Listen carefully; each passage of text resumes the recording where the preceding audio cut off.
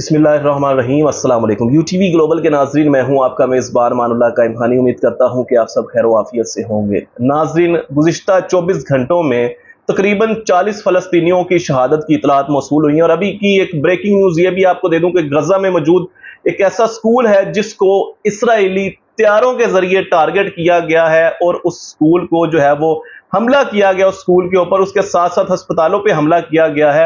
ये भी आपको आगे चल के वीडियो में बताता हूं कि क्या नुकसानात हुए, और साथ साथ ये भी आपको बता दूं कि जो अमरीकी और बरतानवी अफवाज हैं उनके गजा में वॉर करने में, यानी कि गजा की जो वॉर चल रही है इस वक्त इसराइल के साथ, वन साइडेड वॉर जिसे कह सकते हैं, उसमें अमरीकी और बरतानवी अफवाज के मुलव्वस होने के बहुत सारे इंकशाफात इंशाल्लाह आप सबके सामने वो भी शो करूंगा कि कैसे मैं ये कह रहा हूं कि बरतानवी और अमरीकी अफवाज इस जो है वो घिनौने खेल में मुलव्वस हैं।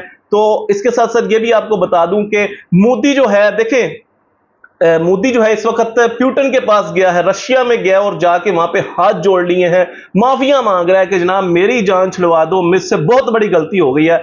चूंकि इस वक्त हिजबुल्लाह जो उसका अगला टारगेट जो है वो भारत है, इसके अलावा यमन के जो हुसी हैं उनका अगला टारगेट भारत है। वो कैसे, वो भी आपको आगे चल के वीडियो में बताता हूं।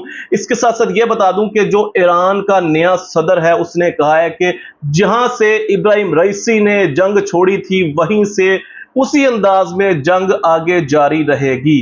ये तमाम तर लेटेस्ट अपडेट्स हैं, इंशाल्लाह आपको मुकम्मल वीलॉग में बताता हूं, आपने वीलॉग मुकम्मल देखना है। नाज़रीन, ब्रेकिंग न्यूज़ दे दूं कि स्कूल में बच्चे पढ़ रहे थे और मतलब तालीम हासिल करने गए हुए थे, उस दौरान इसराइली जो जंगी त्यारे थे वो आए गजा में और उन्होंने अटैक किया उस स्कूल को, जिसके बाद अभी तक बहुत सारी शहादतों की इतलात मौसूल हुई हैं। उसमें बच्चे हैं, उसमें टीचर्स हैं। इसके अलावा जो बच्चे शहीद हुए या जो बच्चे जख्मी हुए या जो टीचर्स जख्मी हुए, जब उनको हॉस्पिटल ले जाया जाता है तो उन हॉस्पिटल्स को भी निशाना बनाया जा रहा है।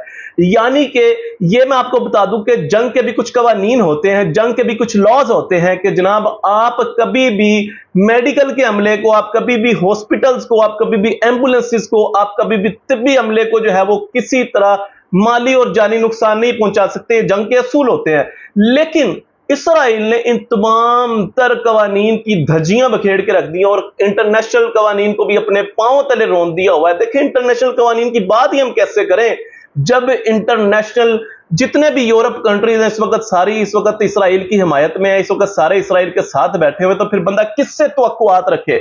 अभी तो जो तवक्कुआत थी वो जनाब इस वक्त इस्लामी ममालिक के इत्तेहाद से थी जो इस वक्त सो रहा है। इस वक्त उनके साथ तो कुछ ना कुछ तवक्कुआत की जरूरत थी। मुझे बताएं कि हम यूरोप कंट्री से किस तरह की तवक्कुआत रख सकते हैं। एक तरफ अमेरिका जो है वो कहता है कि मैं जंग बंदी करवा रहा हूं, दूसरी तरफ ये जो मैंने इंकशाफ किया, देखें अमेरिकी और बरतानवी अफवाज मुलव्विस है इस वक्त गजा के अंदर। इससे पहले मैंने बताया था कि यमन के अंदर जो है, जब यमन के हुसियों ने उनका जदीद लेटेस्ट जो था वो ड्रोन गिराया था तो अमेरिका सर पकड़ के बैठ गया था कि जनाब इन्होंने तो हमारी शारक पे हाथ डाल लिया है। अमेरिका सोचने पे मजबूर हो गया था कि हमसे जदीद टेक्नोलॉजी यमन के हुसियों के पास कैसे आ गई है।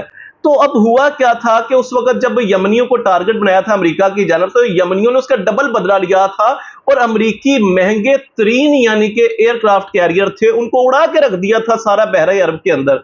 अब हो क्या रहा है इस वक्त, देखें, दो मामला इस वक्त खुल के सामने आ चुके हुए हैं। एक आया लेबनान के हिजबुल्लाह की जानब से, एक आया यमन के हुसियों की जानब से।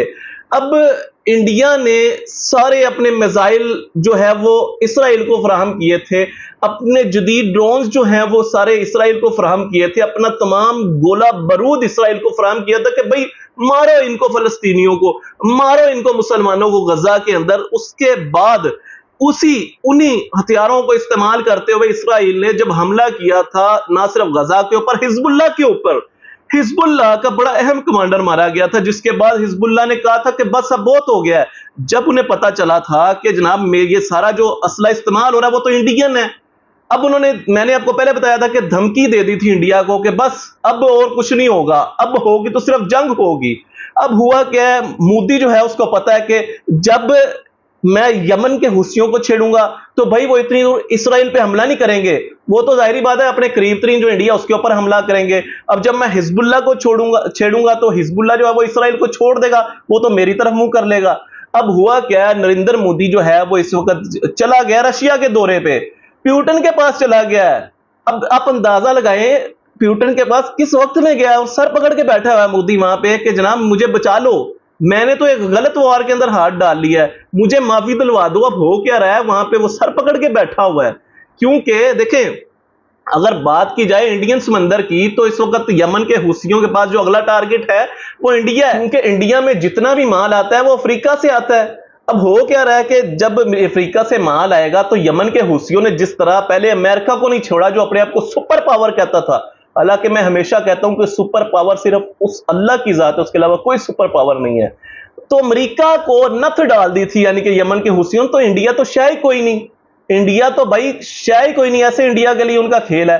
तो इंडिया का जो माल अफ्रीका से आता था, हिंद के समंदरों से आता था, यमनियों का जो अगला टारगेट है वो बहरा हिंद है। उनके लिए तो मसला ही कोई नहीं है भाई, समंदर के अंदर उतरना, उतर के दुश्मन को पकड़ना, पकड़ के उसको बिछाड़ना, बिछाड़ कर उसको उसकी औकात याद दिलाना, ये यमनियों के लिए कोई मुश्किल काम नहीं है। कि मोदी इस वक्त क्या कह रहा है प्यूटन को कह रहा है कि भाई मुझे बचा लो, चाइना से बचा लो, मुझे हिजबुल्ला से बचा लो, मुझे जनाब यमन से बचा लो।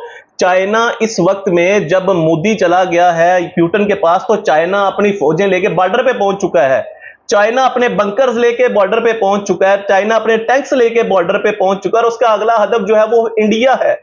अब इंडिया को, जो कि मैं समझता हूं कि प्यूटन इस वक्त क्या कह रहा है, प्यूटन भाई उसे यही कह रहा है कि भाई तुम्हें क्या जरूरत थी एक गैर जंग के अंदर कूदने की, तुम जहां बैठे थे सुकून से बैठे थे, तो तुम्हें क्या जरूरत थी। एक तरफ तुम जो है वो जनाब तुम असला प्रोवाइड करो, तुम बारूद प्रोवाइड करो इसराइल को, दूसरी तरफ तुम आके मदद मांगो, तो ऐसा नहीं होगा। न्यूट्रल रह के काम करना होगा। अगर तुम असला भी प्रोवाइड करोगे इसराइल को, जो कि फलस्तीन में बरसाया जा रहा है, जो कि बारूद जो है वो हिजबुल्ला पे बरसाया जा रहा है, जो कि तो मिस्र में बरसाया जा रहा है, तो ऐसा नहीं होगा। या तो तुम्हें न्यूट्रल होना पड़ेगा या फिर तुम खुद अपनी जंग लड़ लो। चाइना जो है ना, चाइना एक तरफ फौजें बॉर्डर पे ले आया है, लेकिन चाइना जो इनडायरेक्टली तमाम तर असला है, इनडायरेक्टली तमाम तर बारूद है, वो हिजबुल्ला को पहुंचा रहा है, वो यमन के हुसियों को पहुंचा रहा है। वो कैसे? देखिए, चाइना अपनी तमाम तर टेक्नोलॉजी दे रहा है ईरान को। ईरान क्या कर रहा है, वो जाके दे रहा सारी टेक्नोलॉजी यमन को, यमन के हुसियों को, हिजबुल्ला को यानी कि लेबनान को, और वही जो असला है, वही जो बारूद है, वो अब इसराइल पे भी आजमाया जाएगा, और अगला जो नेक्स्ट टारगेट है वो इंडिया है। तो प्यूटन ने अपनी स्टेटमेंट जो है वो वाजे कर दी हुई है इंडिया के सामने, मोदी के सामने, कि भाई तुम न्यूट्रल होना पड़ेगा तुम्हें। और साथ में उसने अमेरिका को भी ये बता दिया कि ले, तुम बड़े यहाँ पे आके मारते थे, ये लो तुम्हारा तो जो पार्टनर था वो तो आज मेरे पास बैठा हुआ है। तो प्यूटन इस वक्त जो है वो, इसके साथ साथ मैं ये भी आपको बताया था पहले कि प्यूटन जो है, रशिया जो है, इसने खुलेआम इसराइल को पहले ही धमकी दे दी हुई है कि भाई हम गजा नहीं है, हम तुम्हें बिछाड़ के रख देंगे। अब ये सारे खतरात एक तरफ है, दूसरी तरफ जो ईरानी नया सदर जो मुंतखब हुआ है, उसने भी भाई सीधी वार्निंग दे दी है इसराइल को। उसने कहा कि ये जंग जहां से खत्म हुई थी, जहां से इब्राहिम रईसी जो है वो इस दुनिया से गए, उसके बाद वो जंग वहां रुक गई थी, ये जंग वहीं से शुरू होगी। मैं आपको पहले बता चुका था ईरान के पास कौन कौन सी टेक्नोलॉजी है। ईरान जो है वो आपको पहले बताया था कि 1.41 किलोग्राम यूरेनियम जो है वो उसके पास अफजूदा है, जो उसकी लिमिटेड जो उसकी परसेंटेज थी उससे बहुत ज्यादा बढ़ चुका हुआ है। इसके अलावा मैंने आपको बताया था कि ईरान के पास जो है वो small range, medium range, large range और एंटी क्रूजर बहुत सारे ऐसे मिसाइल हैं। और ये वो टेक्नोलॉजी जो ईरान ने शो अप करवाई हुई है, वो टेक्नोलॉजी जो उसने शो अप नहीं करवाई, जो इसराइल के आयरन डोम को फेल कर चुकी हुई है, वो अभी पसे पर्दा है। अब ईरान के साथ साथ देखिए नाज़रीन, अगर हम बात करें अमरीकी बरतानवी अफवाज की, तो मैंने आपको पहले कह दिया हुआ था कि भाई अमरीकी और बरतानवी अफवाज इसके अंदर मुलव्वस है। उसकी सबसे बड़ी मिसाल क्या थी कि अमेरिका ने जो मिसाइल हैं वो इस वक्त इसराइल में भेजे हैं, वहां पे इन सब के जो है वो तमाम तर मामलात मिलते हैं, इंडिया हो, इसराइल हो, अमेरिका हो, बरतानिया हो। देखिए, उनके जो मिसाइल थे उनके ऊपर इंडियंस जाके, इंडियन वो खातून जो कि वहां पे अमेरिका की प्राइम मिनिस्टर बनना चाहती है, वो जाके लिख रही है कि मार दो इन्हें। तो आप मुझे बताओ कि कैसे अमेरिका मुलव्वस नहीं है, कैसे बरतानिया मुलव्वस नहीं है। अब ये इस आग में कूद तो चुके हैं, लेकिन इन्हें शायद अंदाजा नहीं है कि मिडल ईस्ट में आके यहां पे जंग करना इनके गले में पड़ गया हुआ। देखिए, अभी तक की मैं आपको अफसोसनाक तरीन सूरत हाल शेयर कर दूं कि गजा की सूरत हाल क्या है। आज की जो तादाद है तकरीबन 38,193 शुहदा हैं, जिनमें बच्चे और खवातीन की तादाद बहुत ज्यादा है। बच्चों और खवातीन को बहुत ज्यादा टारगेट किया जा रहा है कि ना आगे नस्लें बढ़े इनके, ना आगे जो है वो इसराइल के खिलाफ वार करें। लेकिन یہ تو جناب جب تک یہاں پہ مسلمان آخری کلمہ گو باقی ہے انشاءاللہ بیت المقدس قبلہ اور فلسطین کی آزادی کے لیے انشاءاللہ لڑتا رہے گا. 87,903 اب تک ٹوٹل جو ہیں وہ زخمی ہو چکے ہوئے ہیں. ناظرین کرام یہ تمام تر لیٹسٹ اپڈیٹس جو لے کے آپ سب کے سامنے حاضر ہوا. کمنٹ سیکشن میں اپنی قیمتی رائے کا اظہار کیجیے گا. اپنے میزبان امان اللہ قائم خانی کو دیجیے گا اجازت. اللہ نگہبان.